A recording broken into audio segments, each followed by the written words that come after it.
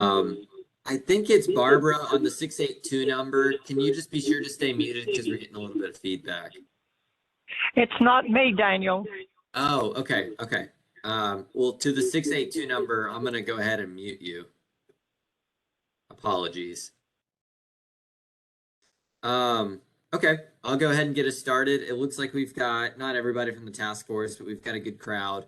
I'll just kind of start with some announcements and then we'll dive into the material after that.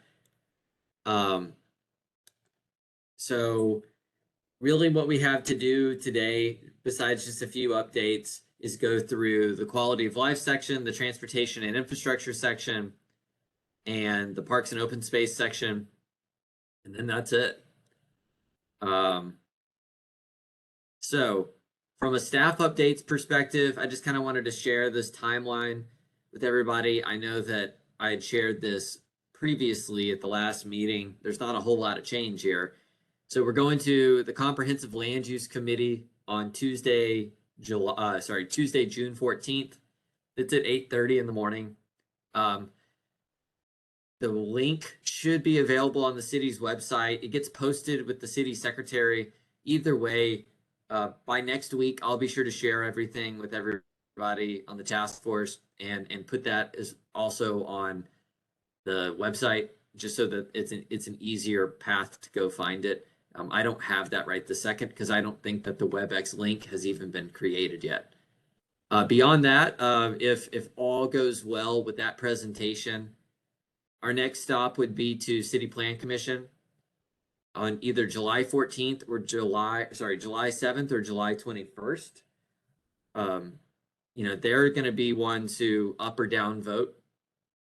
If that vote goes well, then it would be on to City Council's Economic Development Committee for a briefing. The likely time slot would be on August 1st. And then beyond that, the next council meeting is August 10th. And then the next one after that's August 24th. So one of those two dates would be the likely time for a full city council vote, so long as all those other briefings and presentations go well, get voted yes, all of that. A brief update on the Clarendon Road. One thing that I know came up maybe in some emails or maybe it was a task force meeting was to make sure that this traffic study is done during the school year. I know that obviously there's a couple schools that are right along Clarendon. So after talking to transportation, who's going to be leading this traffic study, they said that it will be done in the fall. So it'll be during the school year. So it will capture that traffic. Okay, next. So something that came up this will kind of lead into the next slide, but I wanted to kind of do a quick explanation and answer some questions related to amateurization. So this was something that came up in relationship to whenever if we change the zoning to make some sort of use non-conforming, this is an item that's been asked about. So a little bit of explanation of what amateur is. And I know that Mike on here has some experience having been on City Plan Commission, and as an attorney, he might be able to answer or explain it better than me. But I also spoke with our city attorney's office this morning just to kind of get the quick information on it. So quite simply, amateurization is the technique of removing non-conforming uses after the value of the non-conforming use has been recovered or amateurized over a period of time. In some instances, zoning ordinances set periods of time for phasing out different types of non-conforming uses. Since the value of the use has been amateurized, no compensation is payable after the expiration of the period. According to a Washington University legal scholar article that I was reading, the United States is the only country in which this technique is used. So this has been challenged multiple times at various state and federal levels and has almost always been upheld. There are a few circuit courts that find it as a taking, but in Texas and in other places, it's legal. It has been used in the past in Dallas. So when Ross Avenue was rezoned in 2005, I believe, it was rezoned to prohibit automotive businesses. In that example, my understanding is that the city of Dallas initiated the amateurization. So to explain what that means just a little bit, amateurization can be initiated by city council. It can be initiated by residents, an HOA or a neighborhood association. All of those require it to go to the Board of Adjustment. So it is in itself its own process, but it is a permissible process by state law. Essentially, what it would mean would be if the use became non-conforming, and let's say an HOA wanted to say, okay, well, we just want to get rid of these uses. They could apply through Board of Adjustment to essentially come up with a timeline to amateurize out those uses. So it wouldn't mean that those uses would have to close immediately. It would mean that that through the Board of Adjustment process, that a set timeline would be established by which those uses would be forced to close. This is not something that City Council does much at all. It's not something that we would be recommending at all through this process. But it is a tool that if another entity wanted to do it, they could. There's really not an easy way to prevent amateurization. There may be some legal ways through a zoning code. And again, this is different than the area plan, but through a zoning code, there may be some legal loopholes where you could write it in such a way that uses that are grandfathered in can stay. That's something that our attorney's office is reticent towards because it comes with a lot of legal challenges in its own right. I say all of that just kind of give a quick explanation about when amateurization is, because I know it's come up in a couple of emails that I've been on from folks on the task force. And I think it's really come up kind of based off this conversation around auto-centric businesses, most specifically on Hampton Clarendon. So just kind of a quick synopsis from the last meeting. We discussed and worked on changing the verbiage on that recommendation. So what we changed it to, and what I currently have written, again, this is subject to change, is consider amending the zoning to limit future auto-centric uses in order to facilitate the type of walkable development desired by the community. Examples of such uses include banks and restaurants with drive-throughs, car washes, gas stations, and other uses that may impede pedestrian mobility due to multiple curb cuts, parking locations, and hazardous vehicular pedestrian conflict points. Knowing that there was still some desire to massage this a little or think about it further and get some more clarity from the surrounding local business owners, myself and some other members of the task force, so Yolanda, Paul, and Caitlin. Yolanda, I'm getting to it. It's at the bottom of the screen. We held a meeting at Color Me Empowered, which is a business on Clarendon. They're just an art nonprofit. They hosted us. And so Kristen, who owns Color Me Empowered, she helped get the word out on her street and on Hampton just by passing out flyers. Unfortunately, we only had one business owner attend. He was supportive of the language as is. All that being said, I think that the conversation, we had a really good conversation just with the task force members. The conversation kind of led to, well, why don't we work on the language a little bit more? So Caitlin had sent an email to me this morning, which included all of the neighborhood association representatives from the four corners around Hampton Clarendon, as well as East Hampton Hills. And so her language was, consider amending the zoning to limit future land uses that do not align with the type of walkable neighborhood serving development desired by the community, including uses that may impede pedestrian mobility due to multiple curb cuts, parking locations, and hazardous vehicular pedestrian conflict points. I'm fine. You know, I don't want this to take over the entire meeting, but I did want to kind of open up the floor to discussion on this matter because, you know, we want to get it right before we move it forward. So I'll pause and let others chime in.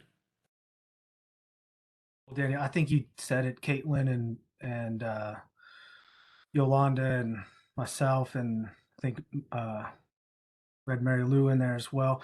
I don't think, Liz, you got a chance to respond to it, but I think most of us were okay with it. Liz, how do you feel about this change in language? Yeah, you know, after our last meeting, I mean, understanding it thanks to Paul's explanation about what it would mean possibly if we did not include this language, which could possibly mean buyouts from bigger companies, you know, like Discount Tire or things like that. And that's, you know, that means they would stay auto-centric, but then it's no longer locally owned businesses. And I know there was a comparison to the zoning on Davis and how it has changed in the early 2000s and how it's still heavily locally owned small businesses. And so at least from my point of view, from my corner, you know, I kind of came away from the last meeting thinking that this language was actually pretty important to keep in. So I would be curious about Paul's opinion about the revision and if it would still sort of prevent big businesses buying out these small businesses in the future. And what I'll say is all of that, whatever, you know, the area plan obviously is the guide, but the where the rubber meets the road, no pun intended on tire shop conversation, but has to do with whatever gets put in the zoning. Obviously, the area plan is really important in informing the zoning, but all it does is through that authorized hearing process, this is a starting point, you know, so other folks in my office who move this forward, you know, might work through and try to, okay, well, what are those uses? Come to the public and say, okay, here are the uses that we think check this box or don't, and then have a discussion with the public and then notify all the property owners. And then it's essentially kind of the consensus of that. So I only say that to say, like, this doesn't necessarily mean one thing happens or not, no matter how we word it. Yeah, I want to chime in. So Liz, I totally agree with you and what you took away from the last meeting. So one reason why I suggested this language, I guess, is so that the area plan itself doesn't single out auto-centric businesses, so that the locally owned like auto shops are not excluded from our vision of the neighborhood. So since this is more of like a visioning tool, I don't want to single out the locally owned businesses that exist. But at the same time, as Daniel was just explaining, once the actual authorized hearing rolls around, I still expect them probably to be non-conforming based on our limited, our like zoning, what do they call it? Like the zoning types, I guess, in order to make like drive-throughs not part of this plan. Auto-centric businesses would also be excluded. Sorry, I don't know if that made any sense, but that was my thought process in being okay with this language that does not single out auto-centric businesses. Yeah, no, that makes sense. I guess I'm curious about Paul's opinion. It sounds like he was there at the meeting and kind of his take on it. Yeah, I don't think he's on today. Oh, I think he might have just joined us, actually. I just came back on. What's up? Sorry. Yeah, sorry. I should have included you on this email that I sent to Daniel this morning. We're discussing the revised language at the bottom of the slide. I can read Basically, it I if took we need Daniel's. to. Yeah, basically I took Daniel's language and took out like the specific examples and the word autocentric. So it still more or less has the same meaning, but doesn't single out these businesses that are, you know, part of our neighborhood. And Paul, this is Liz. I was just saying, you know, after last meeting, you know, I kind of came away with the from what the insight that you gave us, that the good thing about including the phrase autocentric was that it could prohibit big national companies like, you know, National Tire and Oil or whatever, you know, Discount Tire, from coming in and buying out those those locally owned small businesses. So I was curious what you thought about this new language and if it would still help serve the purpose of the original text. Sorry, dealing with a fuzzy color here. Yeah, I think that's fine. Yeah, that's vague enough, and you guys can work on refining it, you know, as you see fit later on. Okay, thank you for your input. Yep. All right. Well, I don't want to belabor it if it sounds like there's more or less consensus that this is good to go. So we'll just make that change and go from there. Sound good? Yeah, All sounds good. Perfect. That's great. Yeah. Oh, sorry, Daniel. Yeah. Back to the previous slide. Based on our discussion about amortization before, I don't know if we should add or can add to this, or maybe in its own separate like bullet point, something about like it's not the intention to use amortization to get rid of non-conforming businesses or something like that. We were kind of discussing that in an email. So I don't, but from the experts, I don't know if that's something that's recommended, or would it have any teeth? Yeah. Yeah, I definitely think it's something we could add into the body text of the section for Okay. Hampton Clarendon. Yeah, that's a good idea. At the same time, I don't think it ultimately, I mean, it doesn't hurt to have it, because I think you're right. You know, obviously that's not the intent, and it's good to have that on record. At the same time, if a use became non-conforming, I mean, I don't know what it is. Let's just say it was just bank drive-throughs, and there was one. Somebody could go, you know, through the Board of Adjustment and try to amateurize that property. You know, but there's nothing that the area plan could do to stop it. But I think that to convey the intent of this is probably good, and it definitely should be included in the body language of the document, if nothing else. Because I know, just for explanation, whenever city staff reviews when city staff uses an area plan to make a recommendation on like a zoning change, we don't usually really have recommended action items. We actually look at the body text or like the future land use map or something like that to say, hey, this specifically says that, unless it's something that is directly applicable to an action item. But we often look at body text in the document and say, hey, see here on page 55, it says this, and pull that straight out. So either one would work as a tool, although I don't know if it would have legal standing the way that we'd probably like it to. Sure. It would have none, but I agree that it can certainly be put in there just to show the attitude of the task force, and, you know, at the time the plan is passed. And that could be useful in the future for people who are making a decision then. Mm-hmm. Yeah, I like I have that a quick- idea as well. I agree. Hey, Daniel, I have a quick question. It's Yolanda. Hey, I wanted to ask, so now that we've adopted this language as it relates to Hampton Clarendon, I just want to throw it out there as we go through the recommendations. Is it the kind of language that we want to adopt to anywhere else in the plan that we're talking about auto-centric businesses?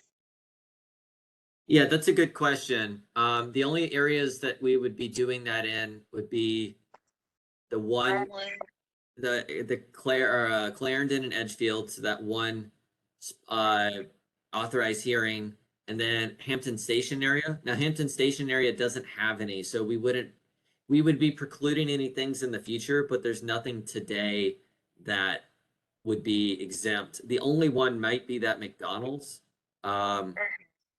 but I don't know if people. I mean, I'm not going to make a judgment on what people think about that, but there's no local owned businesses or anything that would be displaced in the Hampton Clarendon or the Hampton Station area. But if we wanted to change it, then we could. Kind of leave it up to y'all. I sort of feel like for consistency, it would be my suggestion that we apply it kind of throughout the plan just for consistency. Because I'm wondering, is it a concern and do we have that verbiage in the Elmwood area? Because I know there are auto-centric businesses.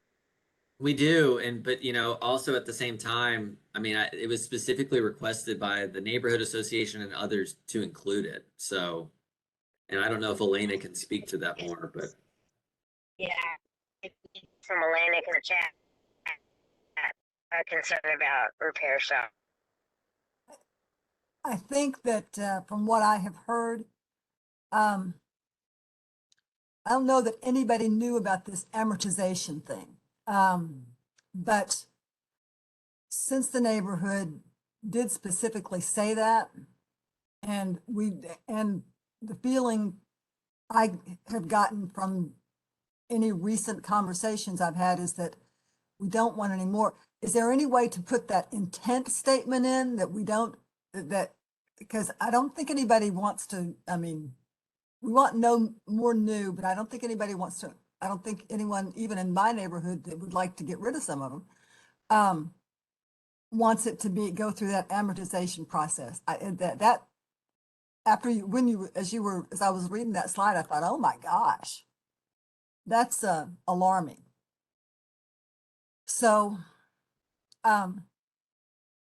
could we put that intent thing? It is not the intent of the area plan to recommend amortization. yeah, we can absolutely include that for downtown Elmwood as well. And still leave the fewer drive-throughs and auto-centric.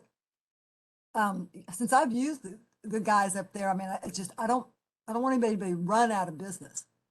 And I don't want anybody I don't want it to be to the point where they have to leave. That's just not right. I mean, If I could add, I guess the thing about the text, that the language proposed, is that it leaves it broad enough and the specifics are really going to be worked out through the authorized hearing process. this is true, but we have an authorized hearing probably coming up pretty soon. I'm not exactly sure. Yeah, I think y'all are first in line. Yeah. So I kind of don't want to make any changes that would, I mean, during the authorized hearing, I agree that the people that are most affected by these changes should be the ones that are making the decisions, or that, putting forth the desires. So I think leave the auto-centric, and then because that's what people in Elmwood have seen and support, but then put that intent thing in there too about no amortization, because that's very repellent to me. Sure. Yeah, I can absolutely do that. Okay.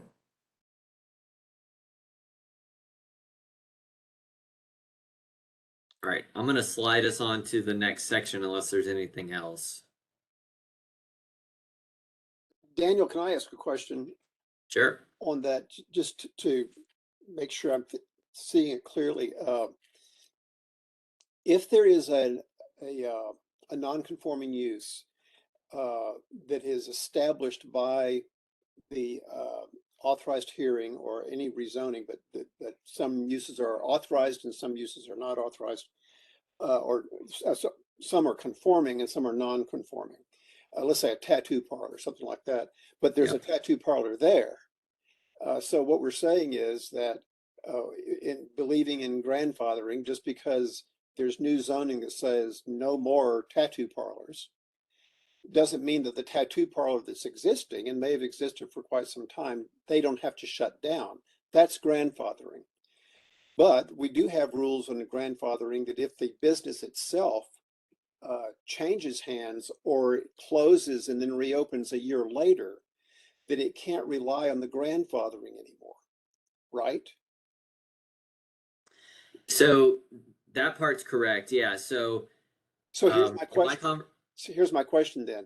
So if that happens, if a non-conforming use like a tattoo parlor, in my example, I'm not trying to pick on them, but I'm just saying, if they close down for a year and then reopen, then technically under our ordinances, they've lost their grandfathering right to continue to run a tattoo parlor as they had done before they closed down.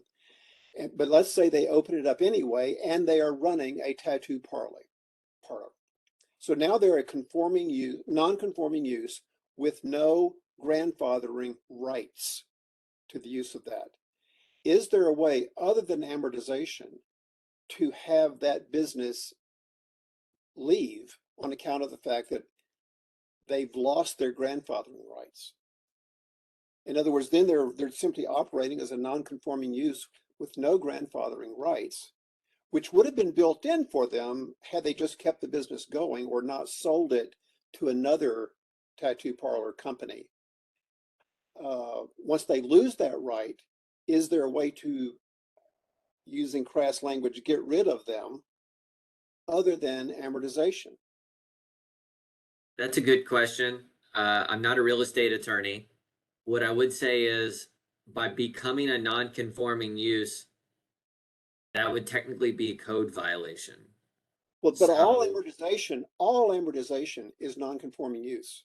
That's yeah, all it's about. There is a non-conforming use right here, and it's operating in a non-conforming way. And the neighborhood association or the city or the code enforcement section or whatever wants to enforce that. And the way they do it is not to simply say you have to close down immediately. They say, for example, in the famous Hinga automotive case on Ross Avenue, they said you have to close down. We will give you 10 years, but you have to close down in 10 years. That's so, continue to operate, try to sell your property to someone for a conforming use or convert it yourself into a conforming use. And that's fine. You have 10 years to do that. But in his case, he didn't do it. And so he was eventually put out of business. I don't know, like Daniel, I don't know legally what it says, but we have a recommendation in here of 6 months, is it? I think, Daniel, if somebody doesn't operate for 6 months, then the 6 months is how how the city's code is written. That's correct. I used a year because that's even more than 6 months, just to, but you're right, Greg. It's a 6-month rule in the city of Dallas. yeah, so I think we'd come back and we'd go, well, putting all the puzzle pieces together, this new, in this example, this new tattoo parlor is opened up. The neighborhood doesn't want it. We knew the city codes on this and the recommendations of the area plan say to go ahead and move forward with the conforming use after 6 months of inactivity. So that would be a different circumstance than continued use of a business. That's correct. As a neighbor, that's how I would see it. That's not, and hopefully our language and our intent isn't confusing to anybody reading this in the future. And I know, Mike, that's probably what you're asking is how can we make this confusing, or will it be confusing? Yeah. Well, I'm just saying, was sort of asking, are there situations in which amortization is the only way to enforce the rule against non-conforming use for a non-conforming user who has no grandfathering rights? So that may be something, Dan, you could ask city I'm attorney's gonna office. have to go talk to the city attorney's office because I Yeah, don't know. let's just talk to them so we have a good idea of what we're saying here. I'm really picking up that no one wants to get rid of a business once they have grandfathering rights. But as we were talking about, there are ways in which you can lose your grandfathering rights, but still kind of operate the same business. And then a non-grandfathered, non-conforming business, there's got to be some way to enforce against them. And it was always seen that the fairest way to do that is to give people enough time to get whatever investment value they had in the property out of it, in like 5 years, 10 years, whatever it was. In the Hinga example, anyway, I don't know how often that happens. Like you said, this rarely comes up. It really does. But anyway. Yeah, I kind of got lost in a lot of legal journal articles on this, that if I had taken a planning legal class and a real estate law class in grad school, I probably would have read, but it was news to me. So, Well, since 1972, the Texas Supreme Court in an 8-1 decision said that amortization for non-conforming uses is not a taking of property. So it's very difficult for in a court case for anyone to win it. yeah, that's been my understanding. All right. Well, so the next section, we'll just kind of go through those 3 next sections. We'll take pauses at each one to talk about them. I'll blow through this, but remember, this is just kind of a summary of, we got about 3,000 comments on the survey. What we're talking about tonight, quality of life, transportation, and parks and open space. Transportation was actually the largest section. That was mostly due to please fix the streets, but so we'll start with inclusive community development and quality of life. I'm trying to be able to, I have all these boxes on my screen, so hopefully I can read through all this. There were a lot of comments about policing, patrolling, crime, and safety. Those are things we've heard throughout the process. Obviously those are, we've passed those along to DPD, but this is a land use plan. There's really not something we can do about where DPD puts people to catch speeders through this document. There were a lot of comments about trash, sanitation, bulk trash, code compliance issues. Again, the same thing. We've passed that information along, especially if there's been a specific property that's been cited. We've notified code, but beyond that, there's really only so much we can do through this document.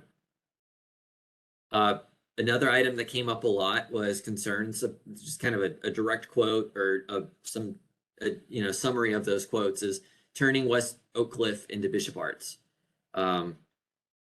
Some of them talked about large, some of them talked about displacement. Some people just said, don't turn us into Bishop Arts. This is something that we've heard also throughout the process.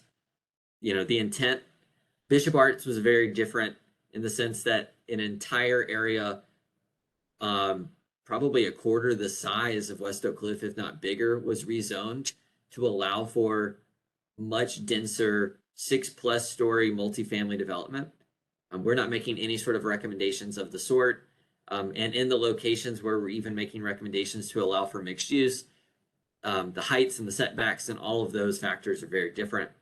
The concerns about large apartments aren't something that this plan would be recommending. Issues about displacement are obviously a topic we've talked a lot about. Speaking of, a lot of concerns about displacement and gentrification and the subsequent change in community culture, concerns about rising taxes, concerns about loose dogs, concerns about business displacement, turnover, business gentrification, concerns about replatting to make larger lots. So some of that was around concerns about, well, if we rezone the area around Tyler Station for multifamily, couldn't these single family lots just get replatted? So that was a concern. There was a lot of comments in the survey of people saying, you know, don't tear down my house. Why is the city going to tear down my house? Obviously, the city has no plans to do that. There's nothing recommended for that. If a private individual sells their home, if the zoning doesn't change and a private individual sells their home and somebody else tears it down and builds another home, that's allowed by right today. If we were to change the zoning and somebody were to build whatever we changed it to, that would be one.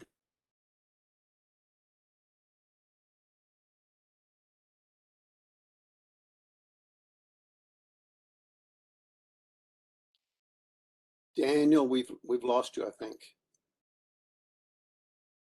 He must be signing back on. Yeah, I'm sure he's signing on. He usually keeps two computers going just because our systems are still not quite as robust. But hold on a moment. Okay.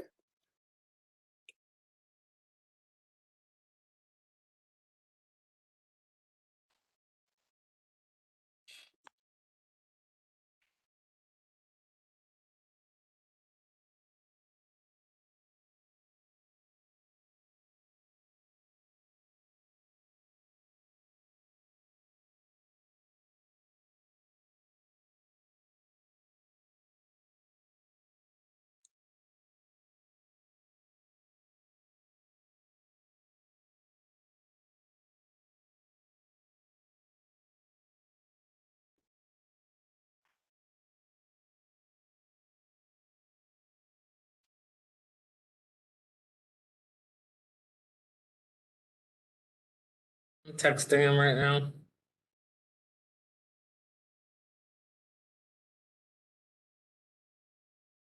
All right, can y'all hear me now? Yes. I apologize. I told him you usually have two systems going so you can. I actually didn't on this one, and it wouldn't have helped because my other laptop is also out. Okay, so I don't know where I lost y'all, but I know I was talking about the concerns, misinformation about the city acquiring and tearing down homes. There are a lot of people saying, why is the city going to tear down my house? We're not recommending anything of the sort. There was general support for arts and cultural programming that we had outlined in the plan. There was a desire for a grocery store in the area. There's a general desire for neighborhood beautification. A lot of comments about just making it cleaner, making buildings look nicer, picking up trash, things of that nature. There was a lot of comments about enacting rent control. And while as much as the city and staff probably agree with that, we're not allowed to by state law. There's a desire for new development to include community needs. So like any new development that gets built to include community needs. And then there was some desire, as we talked about at the last meeting, to see a higher percentage of the units at the DART station redevelopment be affordable. But then, as I kind of said last time, there was also a desire for there to be no affordable housing, because there were some folks who said, you're putting all of the LIHTC housing in southern Dallas. But as I showed in that a couple of task force meetings ago, where there's only 46 units out of 11,000 units in the entire area that are currently protected from a price perspective. Okay, so going through each of the, kind of what we heard, and then some other things that I just noticed. One that I noticed that wasn't a comment that came up, but it was something that I just caught, was I had the circle around the radius around Westmoreland Station as an opportunity, saying it's considered as an opportunity for missing middle housing. That we're not recommending any land use changes there. So I'm just recommending that we change the map to reflect that. The other one, and I wish that I had, like last time, that I had the printed off document so we could all look at it. But on item 1B, there was a recommendation about considering opportunities for missing middle housing. And so I'm just recommending that we add in that same phrase that we had used in all the other focus areas and stuff about, or a new infill residential category, really just to take that language to align with the land use section. Two other things that kind of came up through some comments that I do think probably merit just a little bit of discussion from folks that surround these areas. One was for 12th Street to be included on the streets for traffic calming. Some of it had to do with the section between Polk and Hampton, but really it's all the way to Ravinia. And so my thought was to just add the entire stretch of and that we're going to talk about that. It's also in the transportation section, but what recommendation was to include the entire stretch of 12th Street that's in West Oak Cliff as a street for traffic calming. And then another one that Caitlin had brought up to me in an email was related to Griner Park. We'd kind of omitted Griner Park from really all of the recommendations for parks. And so my recommendation was to go ahead and work that back in to item 4C, which I'm trying to bring it up right this second. Item 4C just talks about improvements for safety at the parks. And so just be sure to capture all of the parks that are in the area. So, you know, if there's any comments on those, Caitlin, is that I have another one on Griner Park in the park section, but I wanted to capture some of it here. Yeah, I hadn't even thought about, you know, putting something about enhanced lighting in this section, but that sounds good to me. Okay. And I'm sure you know, I'm guessing you know, I don't Mayor Pro Tem West has reignited the 12th Street task force, mainly focused on the Edgefield to Polk section, but also to include Hampton to Edgefield.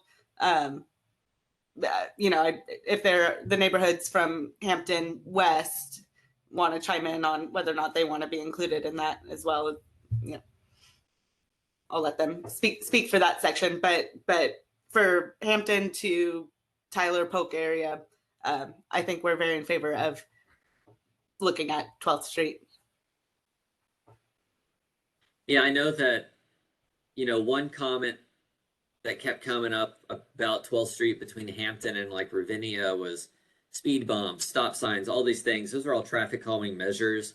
But having driven on that street myself or trying to cross that street, even as a driver, I was like, man, people really fly on this street. So, I mean, I definitely think that the whole stretch should just kind of be studied because a lot of people, you know, 12th is more of a thoroughfare, and then you get to Hampton and you get across and it becomes a neighborhood street, but people still treat it like a thoroughfare. So, was there anything else in this section that folks kind of wanted to talk about or had questions about or thought, you know, was missing? Oh yeah, I see your comment, Yolanda. Sorry, I'm here now. I know I mentioned to Daniel a concern that really when I look back at the quality of life, that there is no library in the West Oak Cliff area. And I understand the constraints of you know, funding new capital. But I just wanted to put it out there if that's something, and I know that we will have opportunities perhaps when something opens up around Hampton Station to maybe have some sort of storefront presence. But I just wanted to ask the group if there's any interest in making a recommendation about having a library in West Oak Cliff, because there's not one within the whole 5.1 mile radius. Yolanda, from my And just- neighborhood, and Oh, we're go right ahead. next to, thanks, Daniel. We're right next to Hampton Station, so I know we're talking about opportunity there.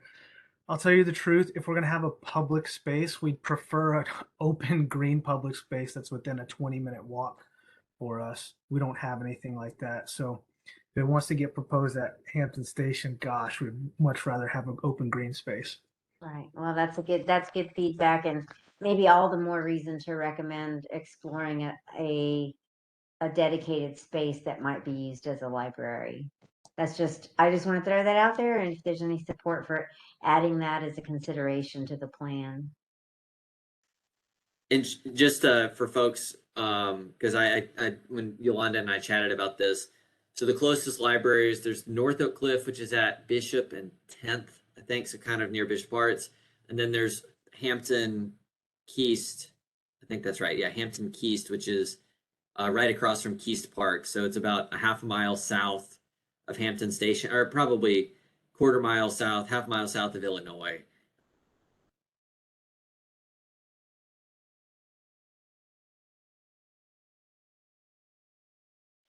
So one thing, just I see Caitlin saying she has no complaints.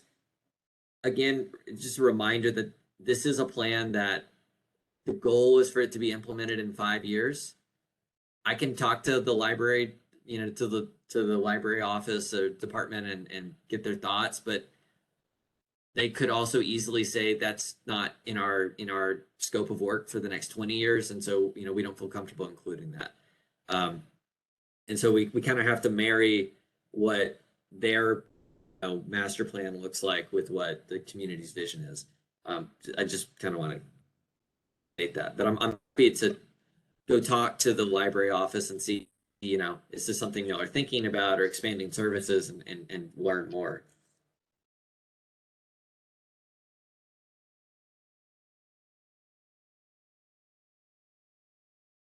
Yeah, I mean, for me, I guess I'm thinking a little bit bigger. I just don't know enough of like the context about, the budget for new libraries. Or are there areas, especially in South Dallas, that are more of like a library desert than ours?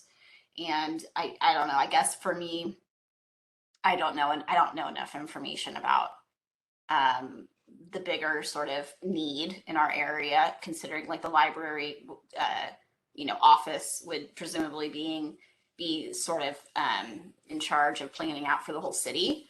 So I don't know. I don't feel like I have enough. I don't know enough. Yeah, that's a good. Sort of That's try a and good point. pull it this way. I don't know. Yeah, I think about that, but I also think that our role is to advocate for our area, which is West Oak Cliff. So I put it out there in that spirit, and I know I see Elena saying that there's a surprise if there'd be a budget for it, but that's, again, I think our role is to move forward the will of the community, and then as we move forward, if it's a real, to advocate for that. So there's a lot of reasons why we might say we can't ask for a library, but those constraints doesn't keep us from asking for a library, in my opinion. I totally agree. I mean, the spirit of our committee is to focus on this area. I mean, I hear you. At the same time, I just think a lot of public works like that, it comes from individuals that are able to speak out. They have the time, right, to speak out for their communities. And I mean, personally, I haven't talked to my neighborhood association about this yet. So I don't really know. This is really just me speaking. But yeah, saying what I said, I'm not ready to move forward with that. And one thing, just to, I don't even know the last time a new library built. I know Vickery Meadow had a new one built, but my understanding is that it was on previously owned city land. So, the one factor to consider in any of this just has to do with where would it be sited, and would the city need to acquire private land to do that? In doing so, displace, or is there public land, which we know there's not a lot, because there's some parks, but we can't locate on a park because that requires a citywide referendum. Where would that be? It's not it's not our job to figure that out. It's just something to consider.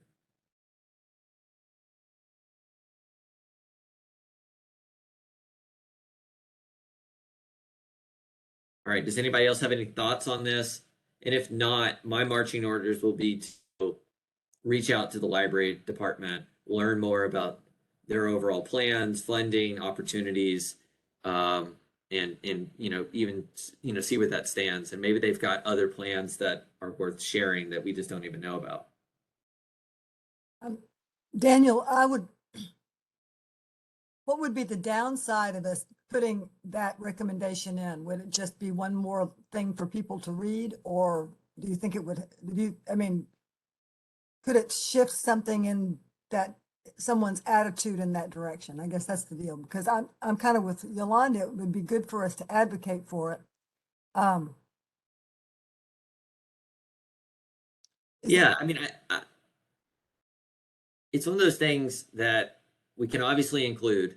I think achieving it in a short time horizon is optimistic at best, but I might be wrong. It could be something that the council member, by it being in the plan, he could then say, okay, well, I'm going to put this in my needs inventory list for the bond, you know, and then you know, goes from there. You know, the way that our bond is scored is, you know, they've got various scoring criteria. So as Liz mentioned, you know, if this is an area that is already, from the library's perspective, well served by libraries, then it would go on that list, but it might score really poor, and then it would just stay at the bottom.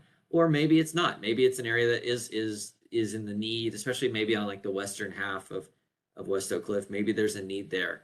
I don't have that information, so I mean, it's definitely something that There's also, I don't know if we have reciprocity with Cockrell Hill, Dallas residents, but they've got a little library on Westmore, on gosh, I guess Jefferson and like maybe Westmoreland. No, it's the next block up, Cockrell Hill. Right by their little city hall, they've got a library, and I think I want to say I read somewhere that Dallas residents are able to use it. I would like to comment on that, Daniel. I think it's worth exploring that possibility of getting a library. And the reason I say that is because in this area, especially we have a lot of schools in the area. You know, along Superior, Ravinia, we have 3, and then you have Winnetka on the other side. So it's surrounded by schools. You have Idaho, all in the West Oak Cliff area. So we're just we've got a large amount of schools that would benefit from that. But it's worth putting it in the pipeline, you know, for maybe, like you said, a future bond. But just to get it on somewhere would be good. Okay, well, let me go talk to the library department and learn more, and I'll report back and keep y'all updated on that.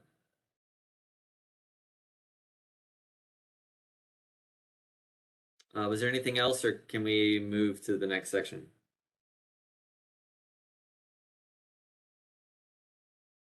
Hearing none.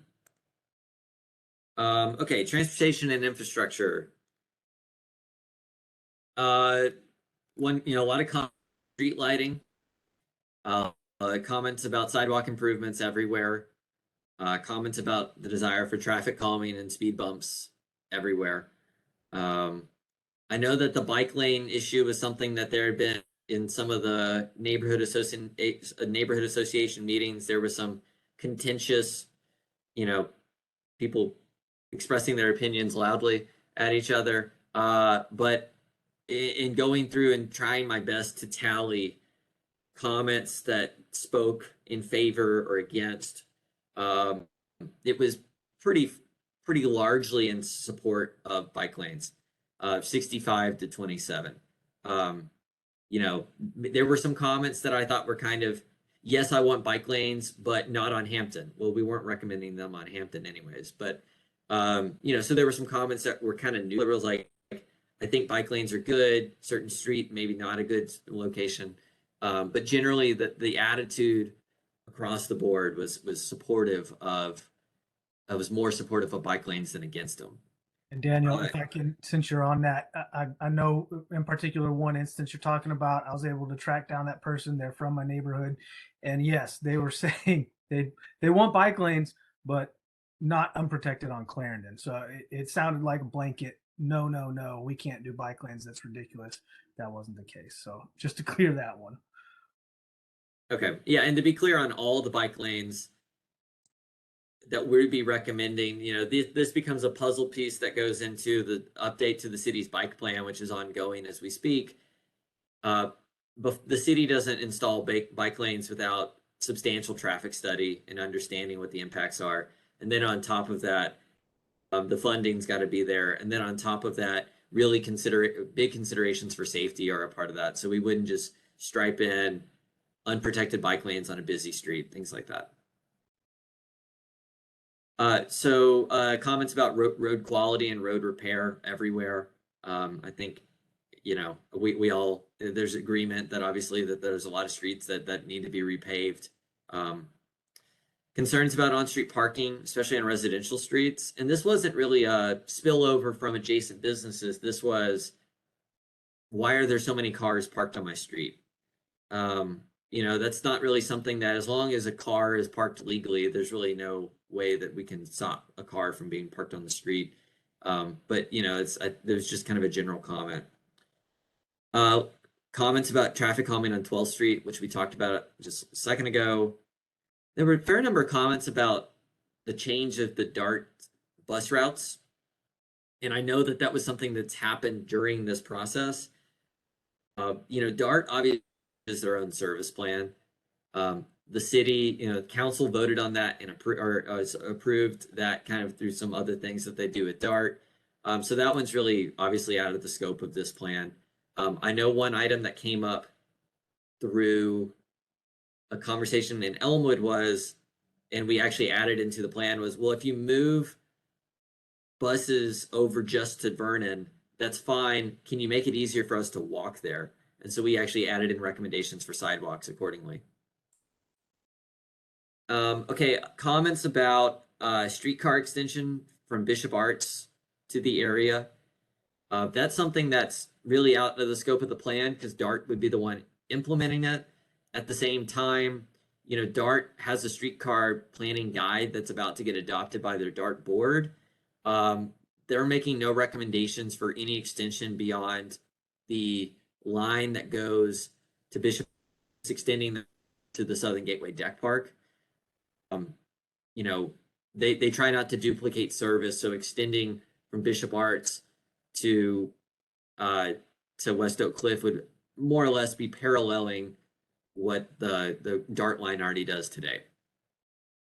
There were a few folks who expressed some comments about, folks who expressed some concerns about the design of Elmwood, those hand drawings. Again, those were highly conceptual, just ideas, kind of based on some ideas that we had heard from the community, and some other work that the community had done.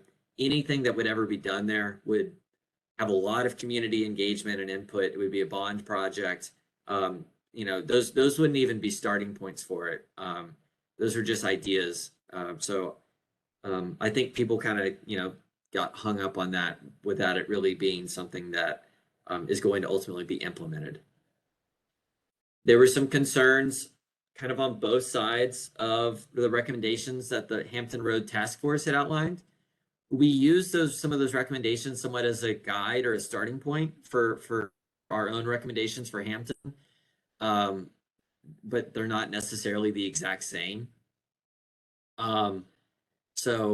I think that some people were kind of equating that process in the road diet that was done in Hampton in 2020 to this. Obviously, they're separate. We're not recommending a road diet or anything. Two others were an extension of Kramer Street to Mount Royal, which I'll talk about here in a second, and then sidewalks on Mclean Avenue. The one on Mclean, it's one of those that it's a really narrow right of way, and when you look at it, it would impact a lot of. It would be very difficult and very expensive to go do, and be very impactful on adjacent people's properties. You'd have to build retaining walls up against people's lawns and things like that. And it's not saying that it's not a priority, but we're also recommending sidewalks on streets kind of on either side of Mclean, like one block over on each side. And so if we're really trying to prioritize the biggest bang for our bucks, it to me seems like one that would not be as high of a priority.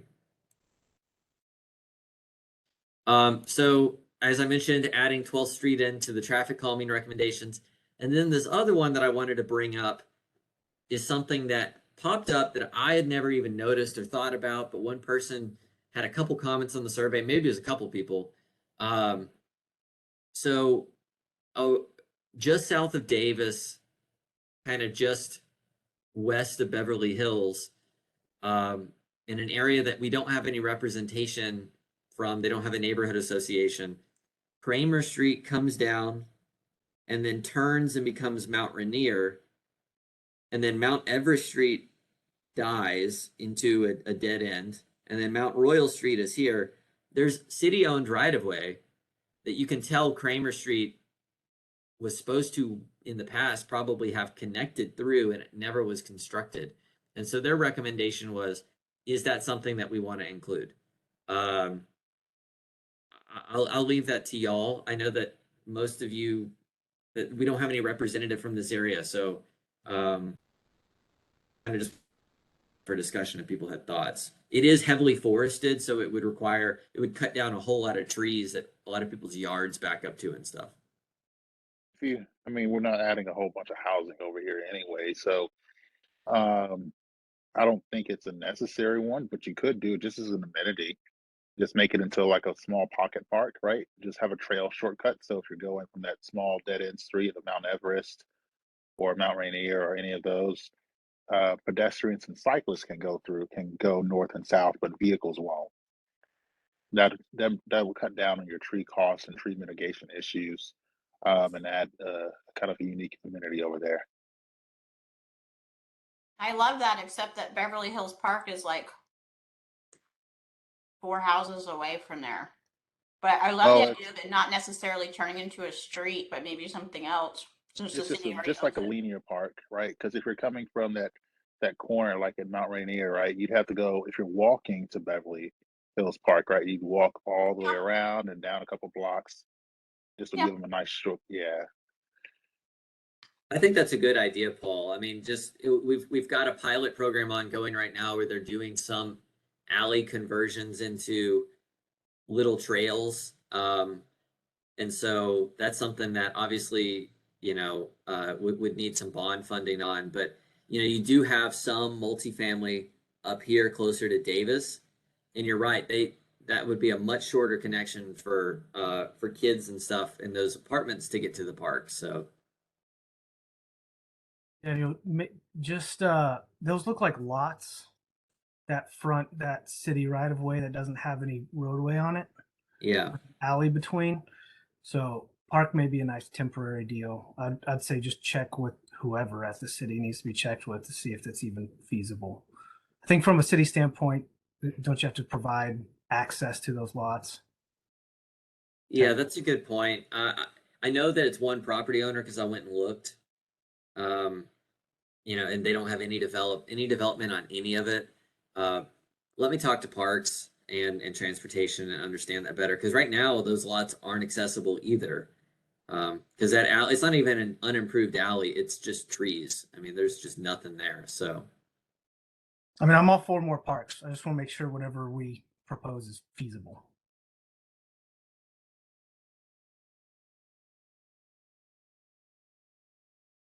But beyond that, I didn't hear any other kind of site-specific recommendations that we were missing.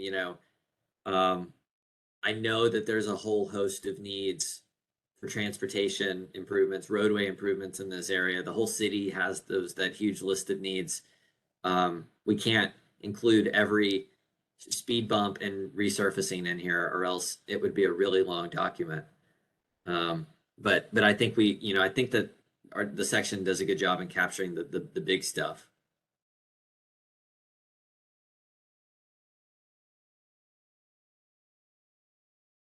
All right. Well, I'll move us to our last section, which is parks, which I probably, if Parks and Transportation say yes on this idea of some sort of linear park amenity here, I'll include that in parks, not in transportation.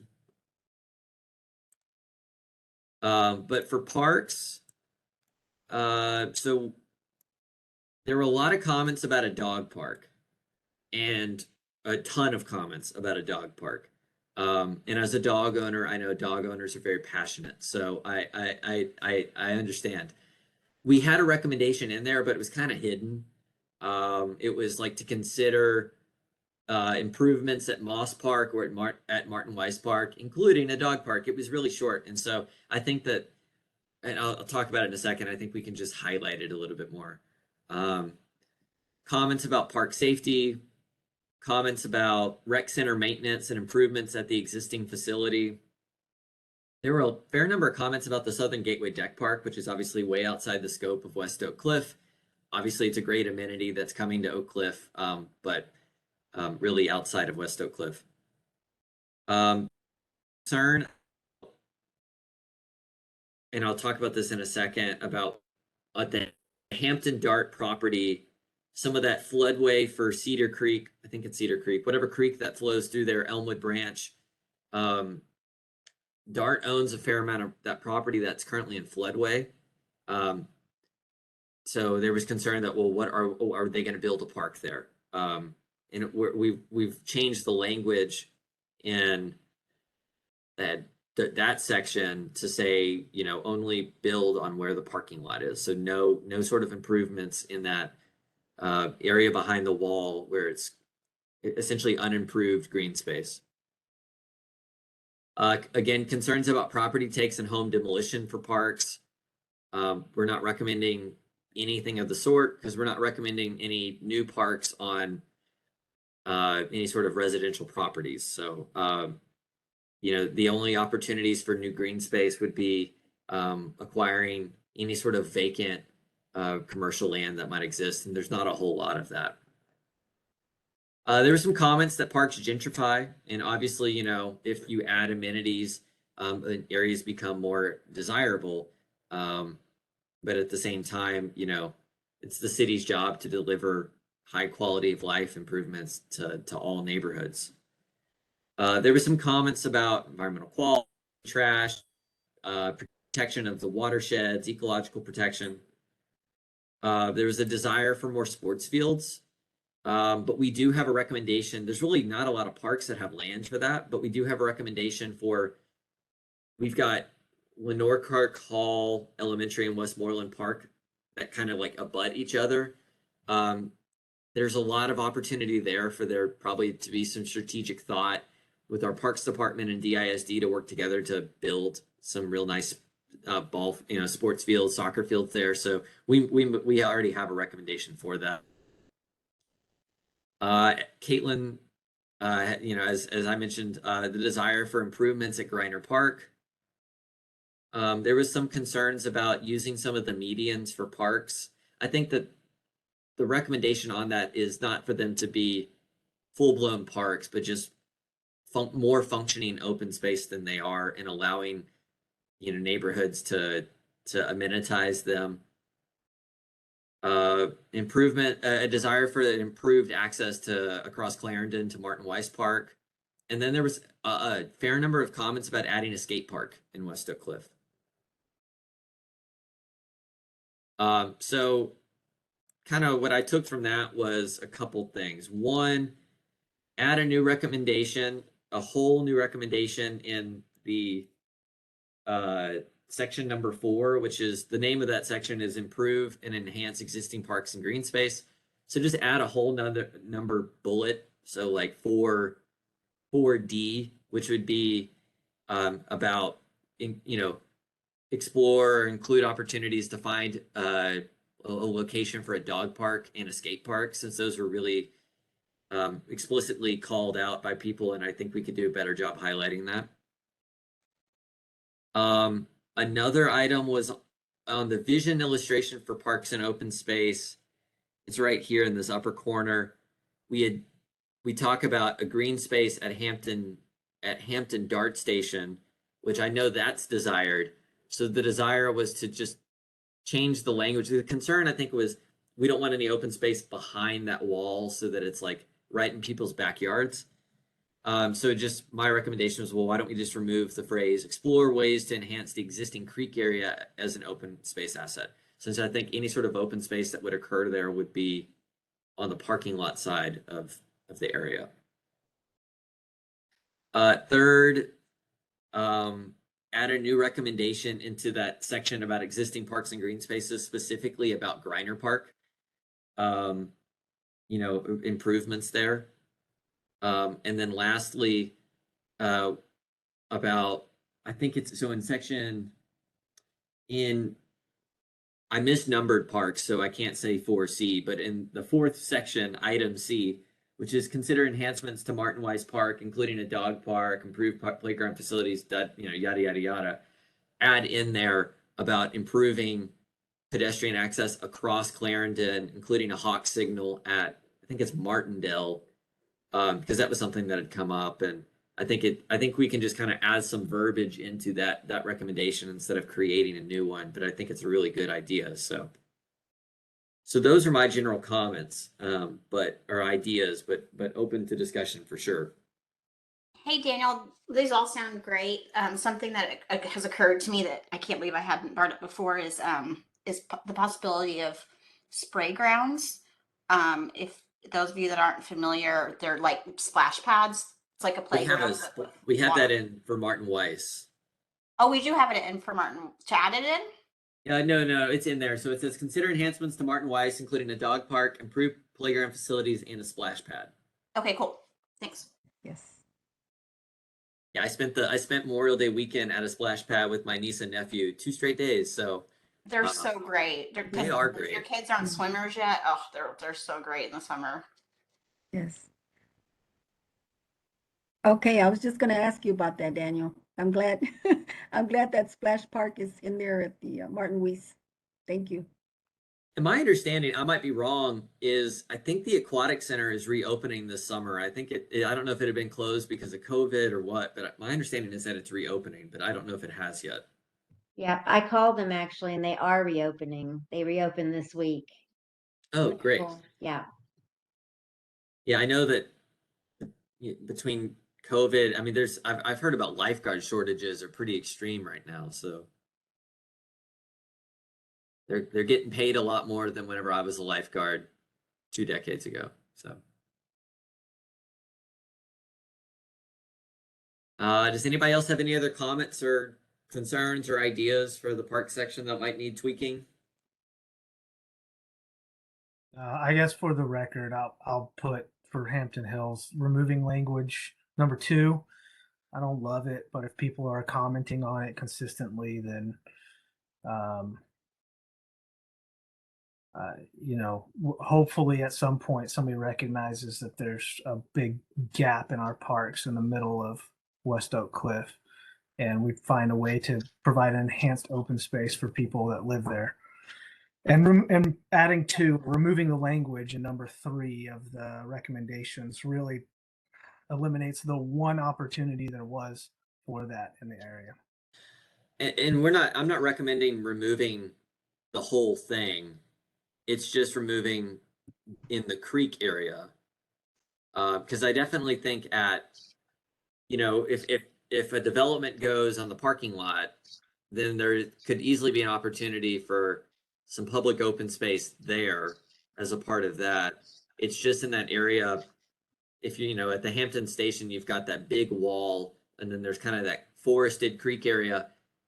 There's really no buffer between that wall and then private property. DART owns, it varies in size from like 10 to like 50 feet wide. So they do own some land back there. It is publicly owned, but at the same time, I think there's concerns of, well, if you built this trail behind a wall that only people there could see, would shady activities happen there? Would people feel like they've lost some privacy? And I get that. So yeah, behind the wall doesn't make sense. When you think about like Highlands Town Center, when they redeveloped that in the mid 2000s, 2010, they leveraged the creek space with the development and provided open space down there. But there wasn't a fortress wall between the park and the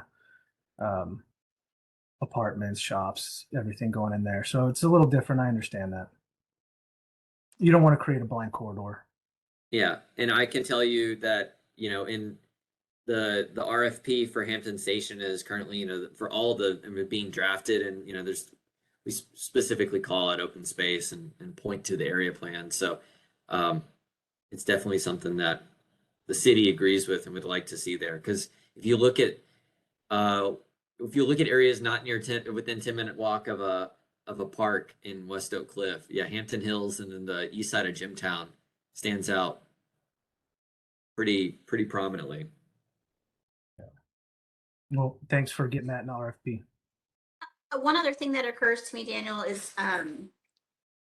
wondering if anyone else thinks adding language about making improvements to the playgrounds, making them with more accessibility to others that are differently abled. There's some really cool adaptive playground options out there. There's a really great one in Richardson. And yeah, I think it's just a great way to keep the community super inclusive. I think that's a great idea. I'll have to kind of figure out exactly where to get that in. It would probably be in that section about improve and enhance existing, but Yeah, I think that's a really great point. And if we can make that sort of, again, consistent throughout for all the plan, that's a great point, Liz.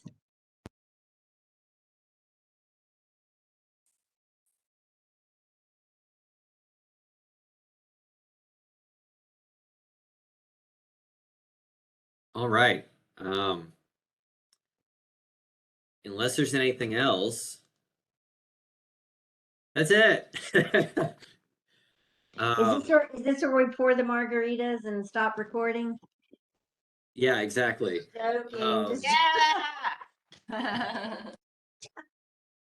I will say, just from me personally and from the city, I want to thank all of you for all of these meetings, for all the hard work, for going door to door, for everything that each one of you has done to be a part of this process. This plan is for you. It's by you.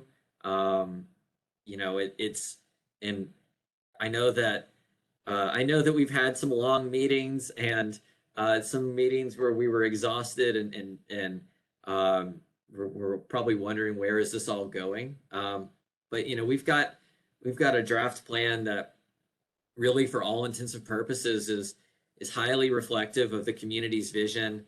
And when it becomes a council adopted action item or a council adopted plan, the wheels can start turning to make a lot of these things a reality. So I just want to thank you for all of your hard work, and it's been great getting to know y'all. And I look forward to working with y'all continuously, even after the plan gets adopted. You know how to find me at City Hall. So. And then my group will be working with you in relation to authorized hearings. So we won't let Daniel get too far away. And one thing I will also say is, as I mentioned on that the calendar of the upcoming presentation to the Comprehensive Land Use Committee, which is that subcommittee of City Plan Commission, and then City Plan Commission, and then City Council.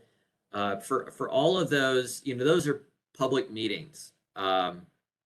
So they're open to speakers, open mic or whatever you want to call it.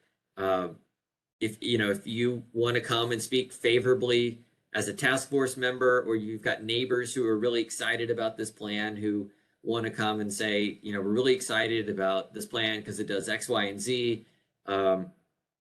We encourage that because it's the elected officials need to hear that this is something that the neighborhood really likes and is really excited about. So there's a process to sign up, and I can send all that in an email as well. But that's definitely something that you're encouraged to do. And Daniel, you have done a fantastic job and a mountain of work on this. So thank you for everything you put into it, your heart and soul. Well, thank you, Mike, for being our fearless leader through all of this. I just want to share that one of the really nice parts of this has been able to work with members from other neighborhoods. And so, you know, Greg and Caitlin and Mary Lou and Liz, and I could just go on and name them all. And so I'd like to suggest that we obviously continue to work and support each other and help each other, you know, pass out flyers and all that good stuff. But we also have the opportunity to form a coalition of neighborhood associations. So it could be the West Oak Cliff, you know, coalition of NAs. And I'll just throw that out, but that, you know, it's another level of organization. It doesn't have to be all consuming, but that we find a way to stay in touch so that as the plan moves forward and authorized hearings move forward, that we can work together and support each other to the extent that we can. So I just want to put that out there. And thank you all. It's been an awesome experience. I think if I didn't know anything about land use, I've learned a bit. Thank you. I want to chime in for a minute if you guys can hear me too. Can you hear me, Daniel? Yeah, go ahead. Well, I second what everybody said. I've gotten to chime into a few meetings, not as many as I would have liked, but I know you guys have worked really hard. Everything from preparing for this, walking streets, handing out flyers, going to meetings, talking with your neighborhood associations. And I know this is a lot of work. And as I had been told by someone else, that y'all might think this was a little bit painful and at times, you know, a little crazy. It's kind of how the sausage is made, right? It's not always pretty, but it's important. And I've been told of the 3 area plans that are ongoing right now, this one's like by far the most congenial and easy. So if you can believe it, but you guys have done a great job, staff, and you know, Daniel and Monique and Arturo and Don Rains, your whole team has, I know, put a lot of time into this. And Mike, for your leadership and being willing to continue being involved even after this is all over. Once this, and I'm knocking on wood as I say this gets through the remaining steps, I want to throw a party for you guys later this summer. So, and just recognize everybody's work. But we got to get through a couple more steps first.